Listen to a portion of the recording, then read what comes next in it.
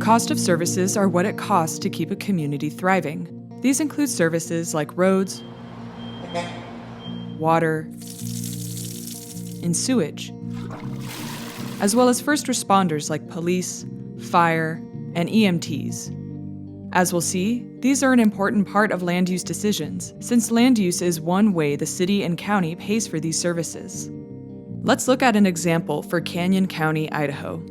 This is how much money commercial land and agricultural land made for Canyon County in land taxes in 2019. This number for agriculture may look lower when compared to commercial, but agriculture is actually a really important piece to Canyon County's economy. Many commercial operations here rely on agriculture for raw products in their business, like sugar beet factories and seed companies.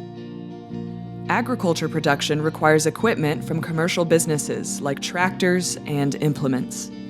Symbiotically, agriculture and commerce are each other's producers and consumers.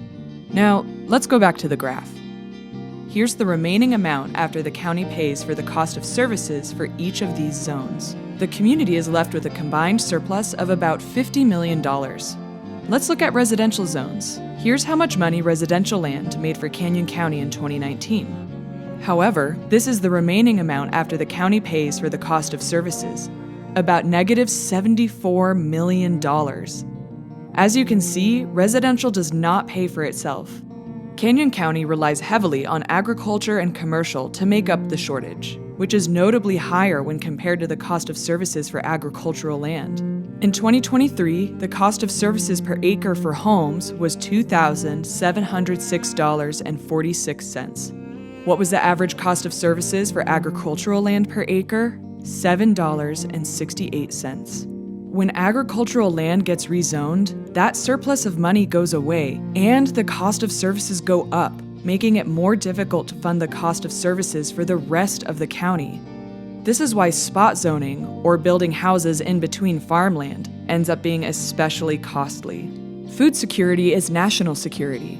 Since people need to eat, agriculture tends to be recession-resistant, which makes it a driving force for both rural and urban economies. So, protecting farmland in places like Canyon County has both a local and national benefit. When deciding how to use the land we have, it's important to think about people working in farm and agriculture.